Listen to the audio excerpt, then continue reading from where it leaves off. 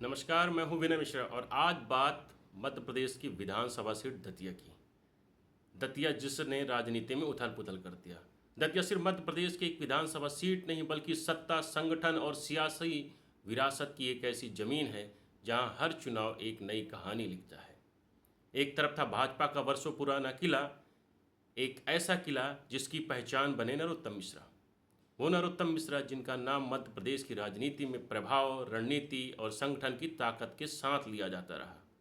लेकिन चुनावी रण शुरू होने से पहले ही ऐसा फैसला आया जिसने पूरे सियासी गलियारों में हलचल मचा दी। भाजपा ने नरोत्तम मिश्रा का टिकट काट दिया। सवाल उठे, क्या यह सिर्फ टिकट बदलाव था? क्या यह भाजपा की अंदरूनी रणनीति में कोई बड़ा बदलाव हो रहा था? क्या पार्टी पुराने चेहरे से आगे बढ़कर नई पीढ़ी को मौका देना चाहती थी? और इसी बीच सामने आया एक नया नाम, आशुतोष तिवारी। राजनीतिक चर्चाओं में कहा गया कि यह केंद्रीय नेतृत्व की पसंद थी, क्योंकि मध्य प्रदेश में प्रधानमंत्री नरेंद्र मोदी की चुनावी रैलियों के दौरान आशुतोष तिवारी की सक्रियता को छिपाया नहीं जा सकता। लेकिन राजनीति में हर फैसले की एक कीमत होती है। टिकट बदला तो संगठन में हलचल हुई, कार्यकर्ताओं की नाराजगी खबरें सामने आई। सवाल उठा, क्या भाजपा का मजबूत संगठन अंदर से पट गया? वहीं दूसरी तरफ कांग्रेस ने उतारा घनश्याम सिंह को, एक ऐसा चेहरा जिसके साथ जुड़ी थी शाही परिवार की विरासत, वर्षों पुराना सामाजिक संपर्क और एक साफ सुथरी राजनीतिक छवि। तो क्या दतिया की जनता ने पार्टी से ज़्यादा चेहरे पर भरोसा जताया? क्या दामोदर यादव को मिले करीब 20-22 हज़ार वोट किसी छिपी हुई नाराजगी का संकेत है? क्या यूजीसी जैसे मुद्दों पर किसी वर्ग के मन में असंतोष था? क्या यूजीसी से उपजा कलह भाजपा की हार का कारण बना?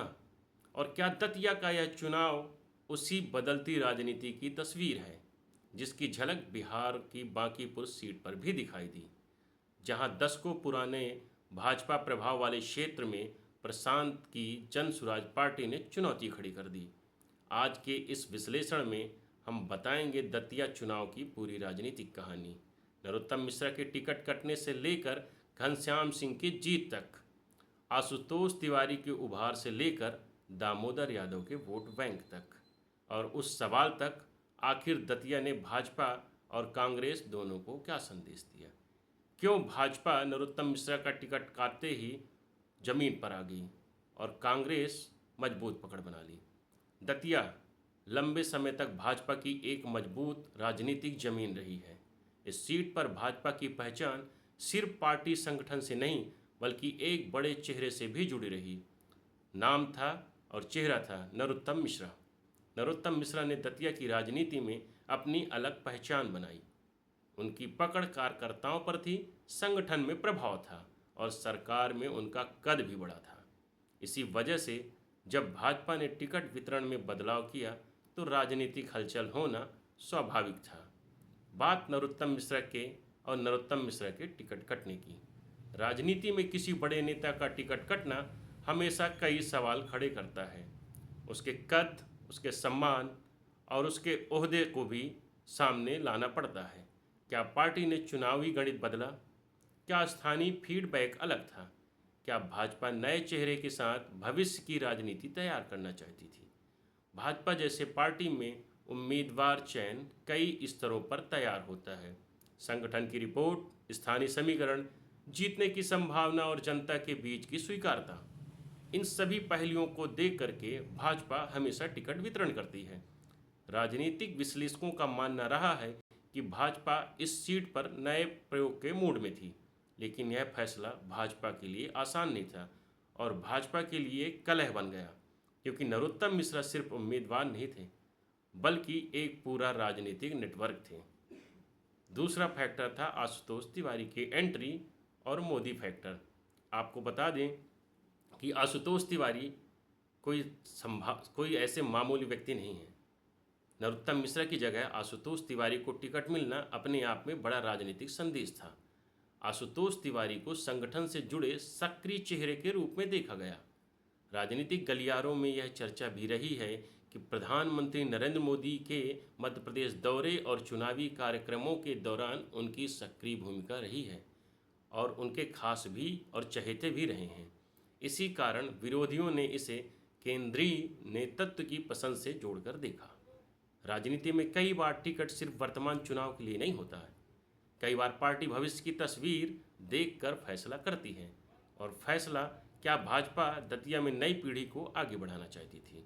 यह फैसला भाजपा के लिए कितना कारगर साबित हुआ, यही इस फैसले का सबसे बड़ा सवाल है।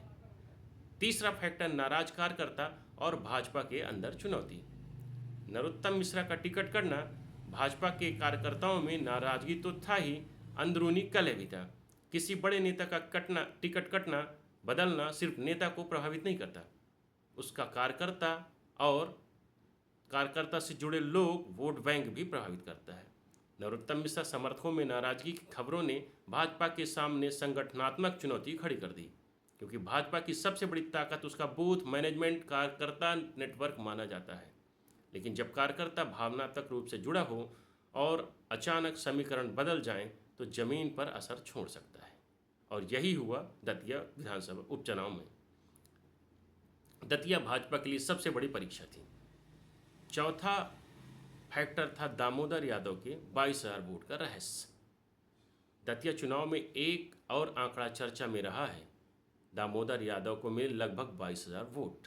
सवाल, आखिर इतने वोट कहां से आए? क्या यह भाजपा के नाराज मतदाताओं का हिस्सा था? क्या किसी सामाजिक वर्ग ने अलग संदेश दिया, या फिर मतदाताओं ने तीसरे विकल्प को भी जगह दी है? कुछ राजनीतिक चर्चाओं में यूजीसी बिल जैसे मुद्दों को लेकर सवर्ण मतदाताओं की नाराजगी की बात भी उठी। लेकिन चुनावी राजनीति हमेशा एक कारण से तय नहीं होती। मतदाताओं का फैसला कई मुद्दों का मिश्रण होता है। स्थानीय समस्याएं, उम्मीदवार की छवि, सामाजिक समीकरण और राजनीतिक माहौल सब मिलकर के परिणाम बनाते हैं, और यही कारण था दामोदर यादव को 22,000 तकरीबन वोट मिलना। पांचवा फैक्टर, घनश्याम सिंह की जीत और शाही परिवार का प्रभाव। अब बात कांग्रेस की। कांग्रेस ने दतिया में घनश्याम सिंह को मैदान में उतारा। उनके साथ सबसे बड़ा फैक्टर था व्यक्तिगत छवि। घनश्याम सिंह को क्षेत्र में शाही परिवार से जुड़े चेहरे के रूप में देखा जाता है। लेकिन सिर्फ राजघराने की पहचान चुनाव नहीं जिताती। जनता का भरोसा सबसे बड़ा आधार होता है। उनकी साफ छवि, व्यक्तिगत संपर्क और क्षेत्रीय पकड़ कांग्रेस के लिए बड़ी ताकत बनी। कई बार चुनाव में पार्टी से ज़्यादा उम्मीदवार की स्वीकार्यता काम करती है, और यही काम आया घनश्याम सिंह कांग्रेस प्रत्याशी को। दतिया इसका उदाहरण बनकर सामने आया। छठवां और आखिरी, बांकीपुर का संदेश और बदलती राजनीति। अब सवाल यह है कि क्या दतिया सिर्फ स्थानीय कहानी है? बिहार बांकीपुर भी तो बाकी है। बिहार की बांकीपुर सीट का घटनाक्रम भी एक बड़ा संदेश देता है, जहां लंबे समय से मजबूत माने जाने वाली राजनीतिक जमीन पर नए विकल्पों ने चुनौती दी। प्रशांत किशोर की जन सुराज जैसी राजनीतिक कोशिशों ने दिखाया कि अब नए प्रयोगों के लिए भी तैयार रहें। आज की राजनीति में कोई सीट हमेशा के लिए किसी एक दल की नहीं है। सीट बदलते रहते हैं, जनता का भरोसा डगमगाता रहता है, और लोकतंत्र में यही सबसे बड़ी जीत है। दतिया चुनाव सबके हिस्से का अलग अलग संदेश छोड़ गई। भाजपा के लिए भी, कांग्रेस के भी लिए, दामोदर यादव के लिए भी, और बांकीपुर बिहार जैसे को लिए। भाजपा के लिए सिर्फ संगठन नहीं, कार्यकर्ता की भावना भी जरूरी है। कांग्रेस के लिए व्यक्तिगत छवि और स्थानीय पकड़ आज भी चुनाव बदल सकती है। और जनता के लिए सबसे बड़ा संदेश, लोकतंत्र में अंतिम फैसला हमेशा मतदाता ही करता है।